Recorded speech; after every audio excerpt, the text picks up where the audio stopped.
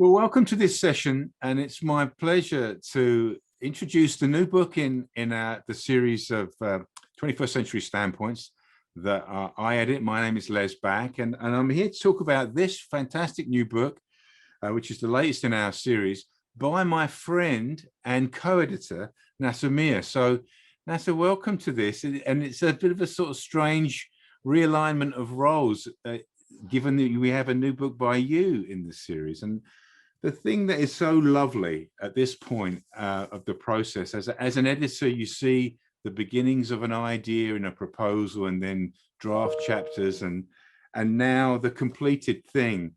It always makes me think, you know, books, as much as we love them, they also lie to us, don't they? Because between the lines of this beautifully crafted, finished book are all kinds of other stories about why you came to choose this topic, and how you came to write the book. So what I'd like to do, Nasar, if I may, the book is called The Cruel Optimism of Racial Justice. And I just wanted to ask you to tell us how you came to write this book, and what are those things between the lines that have shaped it. Hi, Les. Well, thanks very much for convening the conversation. Yeah, so I guess it was starting with that simple question, which was being asked in the midst of the Black Lives Matter movement and the global pandemic, which was throwing up so many observable and undeniable racial disparities. And it was, you know, what can we learn from that? What can we learn about how we've encountered racial disparities in the past, racial inequalities, racial injustices, in a way in which might guide us in the present moment, and in a way in which can be future oriented too. And I suppose that I was struck by how many people were talking about turning points, about how many times that we'd been here before, and that in this crisis we're kind of captured by these issues, but as soon as the crisis passes, so does our attention, and we almost fall back into the pattern of what preceded it. And I thought that was so true, and simultaneously so depressing in a way. And so when I was kind of pulling together the data and the material and my initial thoughts, I was really struggling to narrate this in a way in which would be a story that might enthuse and galvanize folk to carry on in the racial justice work and the labor of that. And then I realized that people had done that before. They'd seen the optimism of past struggles come to a crescendo, and that fall away, and almost be reassembled to the next time that we have to encounter this and face this racial injustice, this disparity, whatever it is that we're talking about, sometimes an event, sometimes something which is a bit of a slower burn. And I realize that's normal. That's the normal condition of the struggle against racism, for anti-racism, towards racial justice. And it's at that point that I fell upon Lauren Ballant's book. And I'd known this work for a while, and Lauren Ballant, being an affect theorist, isn't always the easiest to kind of try and get a handle on, partly because she's so wide-ranging, but also in disciplinary terms, she works across so many different traditions of thought, you know, from aesthetics, from art history, through to contemporary thinking, through literature, and so on. But this idea of crisis ordinariness, that we're always kind of in some fashion trying to address a problem which is already in the works, but we've kind of become, in some respects, desensitized to that. And so for the next time that we have to face that issue, you know, it has to be even bigger, even greater, even more demanding. And then I wondered, well, why is that the case when it comes to racial justice? What is the problem with justice thinking that prevents us from seeing that? And part of the answer lies in the other part of the title to the book, which is in the work of Charles Mills, who kind of wants to get us to think about racial justice as not being something that happens in the realm of ideal theory, but something which demands that societies try to begin with a kind of a grounded idea of racial justice, something which isn't almost a thought experiment, as in the tradition of people like John Rawls, but that actually it begins by recognizing the contemporary injustices in which we need to work outwards from. And through that, the book started to make sense to me, and the explanations that emerged through the case studies throughout each of the chapters began to have a kind of a coherent story that might lead us to somewhere beyond this kind of crisis ordinariness that's become part of a genre that narrates our contemporary condition. No, and it's one of the wonderful things about it, Nasser, and its achievements. Really, it's a book with a wide scope, and you know, from sort of more kind of established themes about where the issue of justice unfolds to, you know, more contemporary things. And there's a wonderful chapter on the pandemic, and how that really, you know, it begged a question of the endurance and the manifestation of the legacy of racial injustice.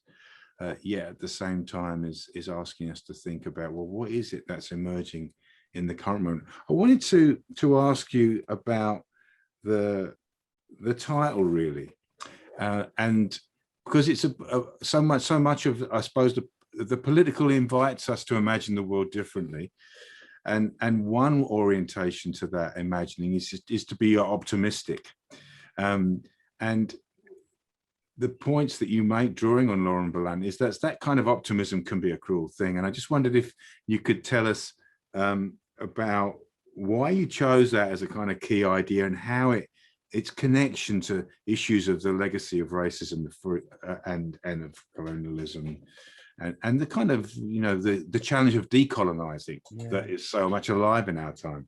Yeah.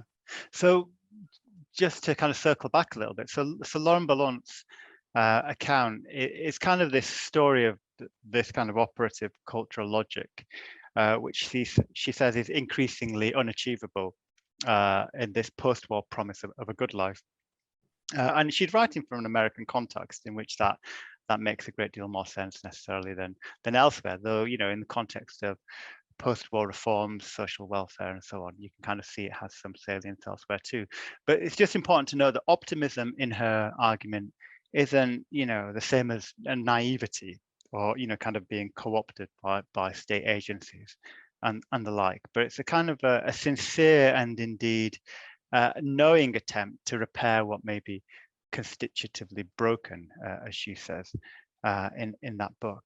And I was always struck by the idea of optimism as being something which is intimately tied to a notion of progress, that in time, maybe in a linear fashion, things will get incrementally better if you persevere. So in her terms, for the good life, you know, if you get a good education, you get a good job, you become socially mobile, and so on. But the idea of race is kind of absent from that promise.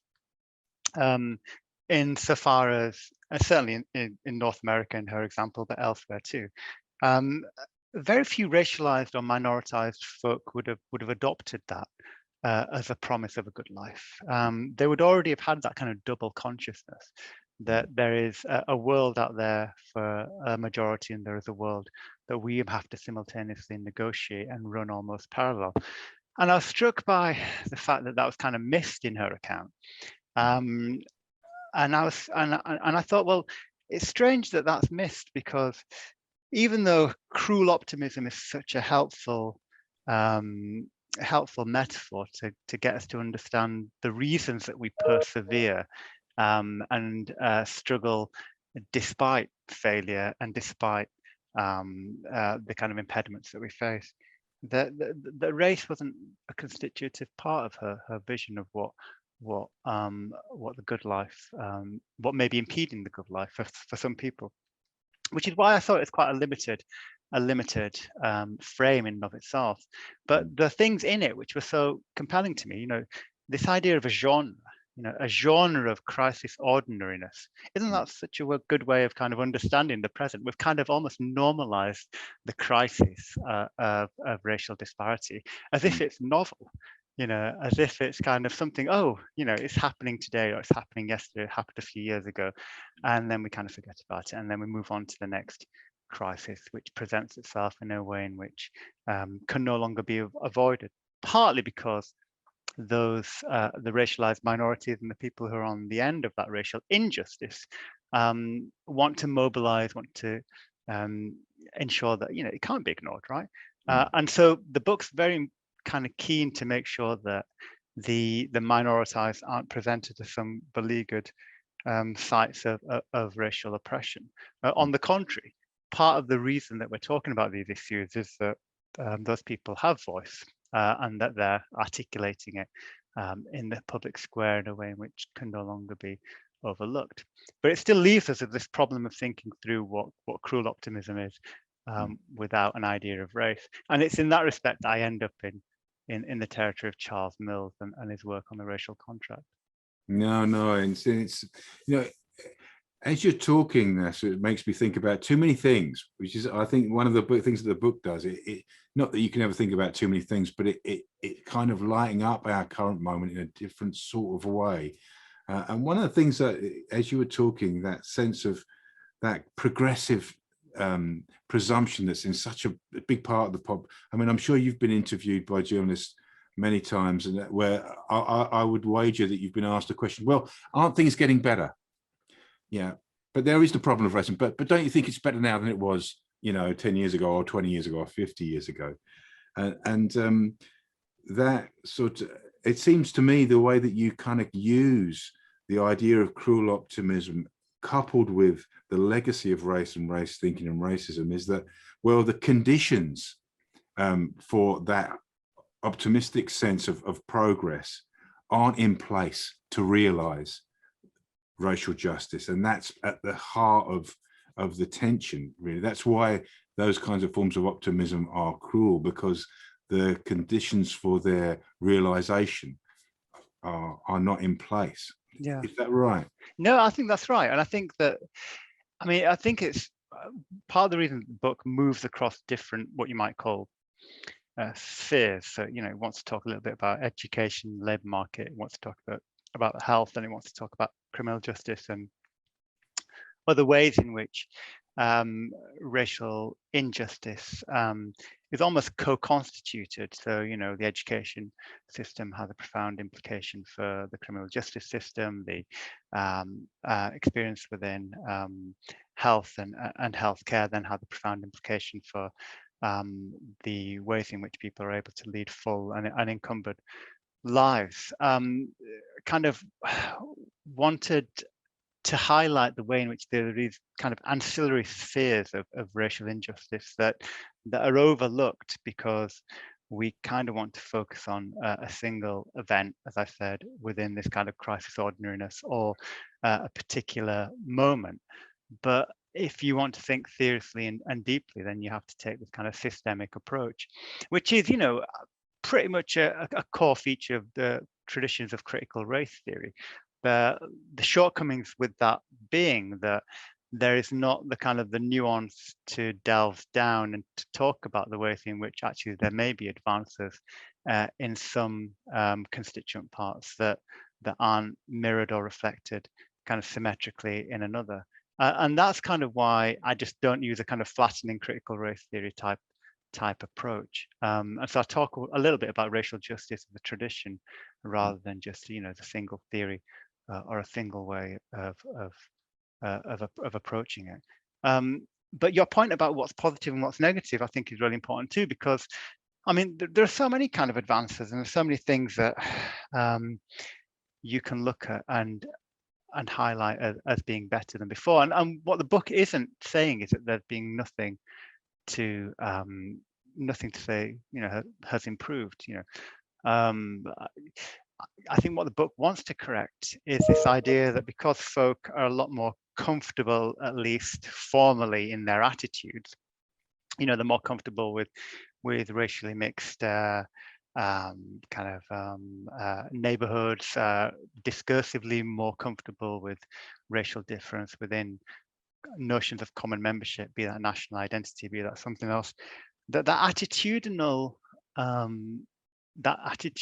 progress, or that attitudinal advance, almost kind of papers over those systemic injustices that remain in place. And some of the data that I was working through in the book, on the chapter on contemporary disparities, kind of show that not only are things not necessarily on an even keel now, nor improving in a linear fashion, some things are getting a lot worse. And I talk a little bit about changes to citizenship legislation. I talk a little bit about changes to criminal justice legislation. But I mean, the killer one, if you just want to pick one item to illustrate that, is the way in which Black young men, Black kids, are increasingly being detained and held in secure units. So I think it was about 4% of the entire population, are made up of Black African Caribbean young people between the ages of 10 to 17. But from that 4%, you get 28% of the entire number of Black young people who are held in youth custody, either in remand or having been sentenced. And I just think that's extraordinary. That's doubled from 10 years ago. So in the period in which we've had a wider familiarity with things like institutional racism, we've had advances in terms of equality legislation and the statutory requirements on public authorities to not only monitor stuff, but to be proactive about it, things have got worse, right? And I don't see how as a society that can be something which can be explained away as something as a kind of the responsibility of those minoritized or racialized groups. So it's kind of, that's an illustration of what I mean as kind of crisis ordinariness. This kind of genre in which we try and make sense of this racial injustice has almost kind of become something that's desensitized to our everyday approach to these inequalities. Yeah. So does that mean then that the injustice of that disproportionality somehow becomes, simply taken for granted, as you say, becomes not necessarily a focus of concern, or can disappear off the public agenda, really?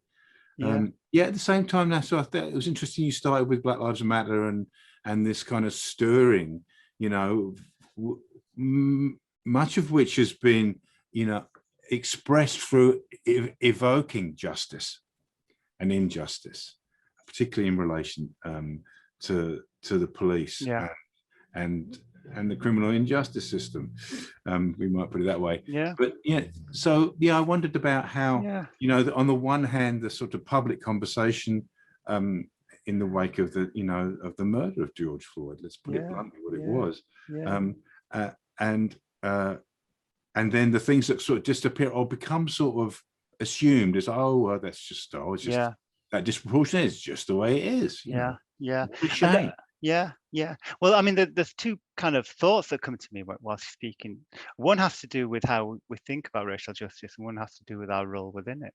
So, I mean, part of the kind of the power or the virtue of Charles Mills is that, he wants us to say, well, look, let's talk about corrective justice. Let's talk about the conditions which give rise to those disparities, rather than thinking about justice as something that we might want in an ideal fashion. And that's a real kind of epistemological struggle, I think, within certain traditions of seeing justice. It's interesting that sociologists don't really talk about justice. We talk a lot about kind of other deontological ways of thinking the world, thinking through the world. We do a lot of theory, but justice is not really a key sociological concern. Remarkably, I mean, we may get there indirectly. We certainly do get there indirectly, and many of us think we are doing social justice work. But in terms of theorizing it, what is a sociology of justice? I would struggle to name literature that are able to populate that. What do you think that is, Nasar? What's that a clue of, do you think? I think we have a different kind of normativity. I think that we use a different vocabulary. So we might be talking about criticality. We might say, well, look, we're all critical social scientists, we're critical sociologists. We want to talk about inequality. But what that kind of that kind of normative vision of what justice or what a just society looks like isn't really a real concern, either historically within the identity of the discipline, nor indeed the ways in which sociologists have gone about their inquiry. Partly because political theory and political traditions have always had such a core concern with justice, and there's an existing body of literature. So maybe to start one parallel to it and unconnected to it would be quite a bold and to some extent incongruent move, right?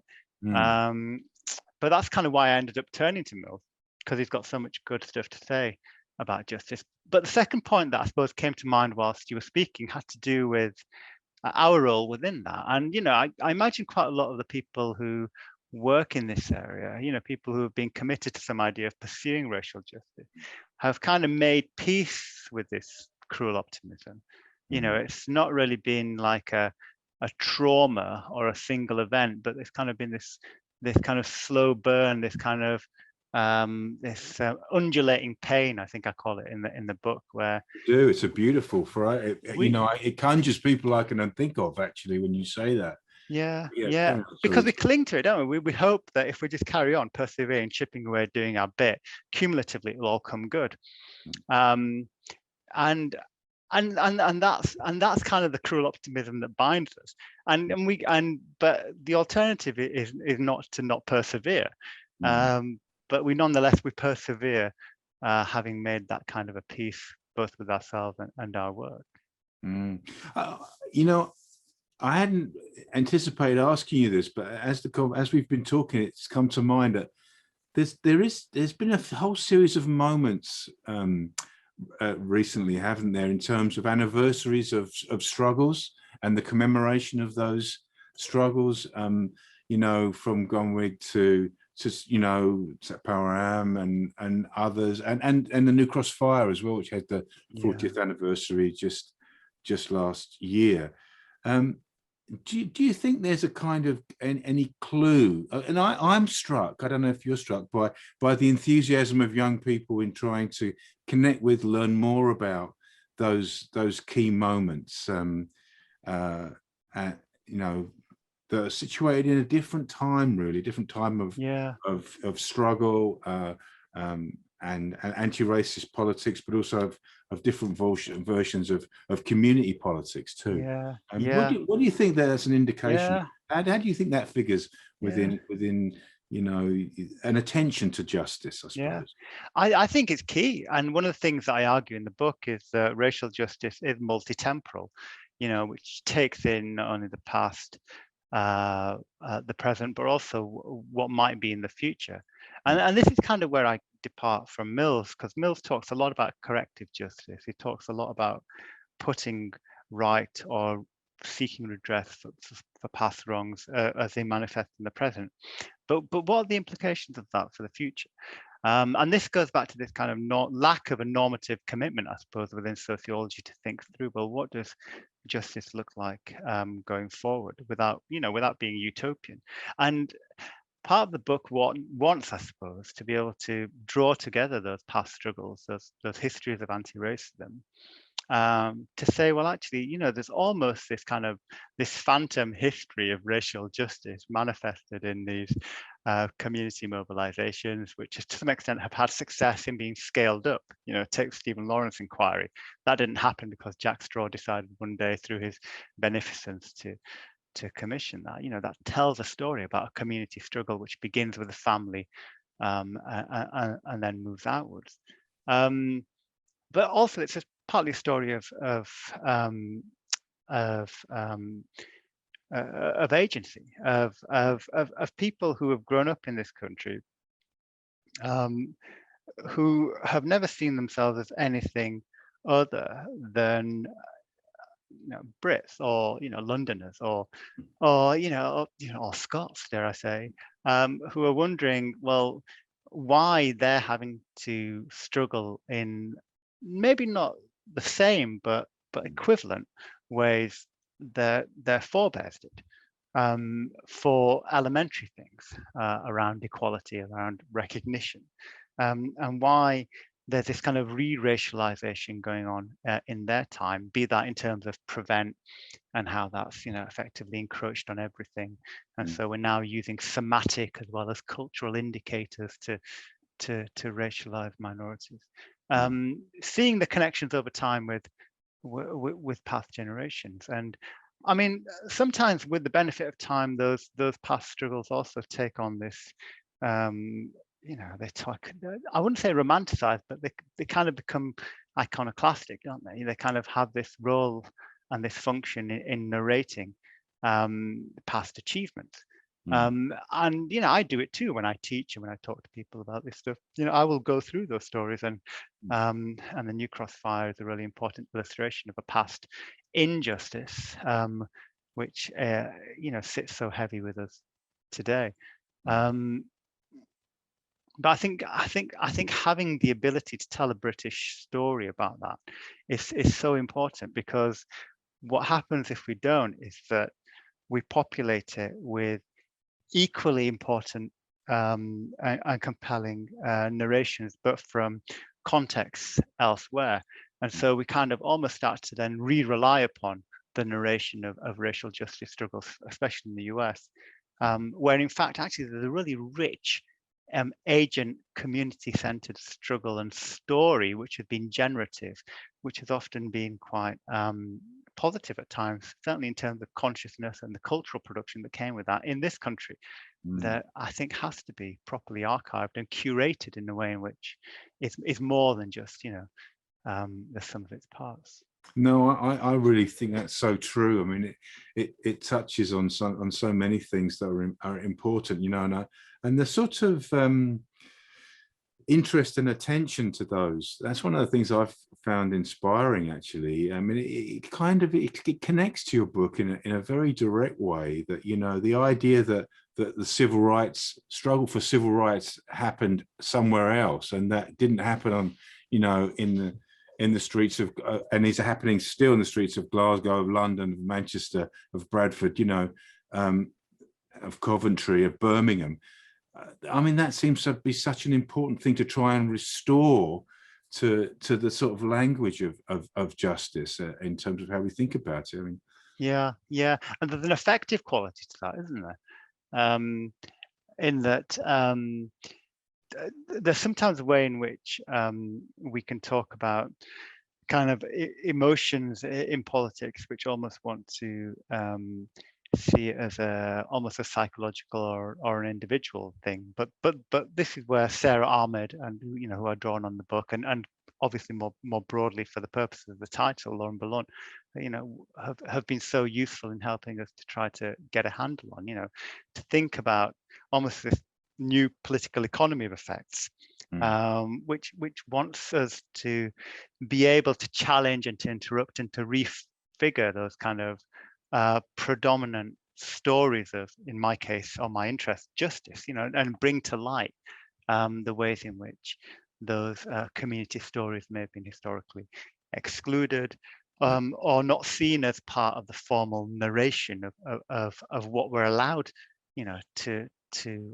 feel both pride and despair at. And they're things which then traverse that kind of the psychic character of your sense of a membership of a group or of a community, but also its political implication. And one of the things that I try and go back in the book to connect that with is how long as sociologists we've been equipped to do that, you know, since, not least, you know, since Du Bois, and thinking through double consciousness, which is a profoundly affective turn within the sociological literature. It's many things simultaneously, but that ability to bridge the, in another Mill's terms, you know, in C. Wright Mill's terms, you know, the personal and the public, the private and the political, is so important. But yeah, I think as a disciplinary tradition, certainly in terms of what's deemed to be its kind of mainstream, that's still kind of a peripheral activity. Mm. And it seems that there's a loss in that, isn't there? Yeah, you know, as you're talking, it reminds me of one of my favorite parts of Soul of Black Folk, where he took on the passing of the firstborn, which is an incredibly affecting and transformative read of a child of Du Bois's child who dies, and the scene at the funeral where he, you know, he says, you know, to be relieved that your child has died, so they don't have to face the veil of color and the experience of double consciousness in that way. You think, you know, that's an extraordinary appeal for justice. Yeah. But made through you know, that incredibly, it's both a sort of, it's a personal testimony, but it's so much more than that. It's a kind of a cry for justice in a way.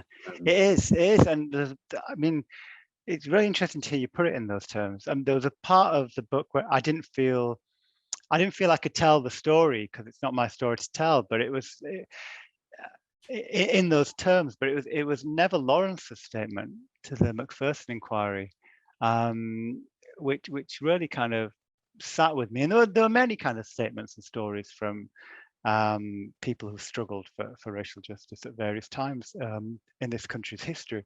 But it was that statement about having to look forward, you know, and he speaks this through grief. You know, he talks about how this is a very small place, this world of ours. We have to live together. We have to say, put the past behind us and join hands and go forward. And I just thought, a parent surviving bereavement, appealing to this possibility that grief can furnish the imagination of a future political community, is such a profound call. It comes with such a heavy implication to be heard and to be acted on. You know, a call for a better society, and one far greater than the one that so cruelly took his son. There's a way in which grief can do that. There's a way in which grief can do that, but only if the people who are grieving, you know, are heard, right? Yeah, and yeah, exactly, being heard, and a sense of the damage, I suppose. In a way, that's what I took from the book, is having to take stock, a bit like, you know, the things that are getting worse that you've already shared with us in terms of, and the book is a kind of a weighing up of that, of those, of the balance of things, I suppose, and that weighing up needs to be fully cognizant of the grief and the damage and the enduring damage.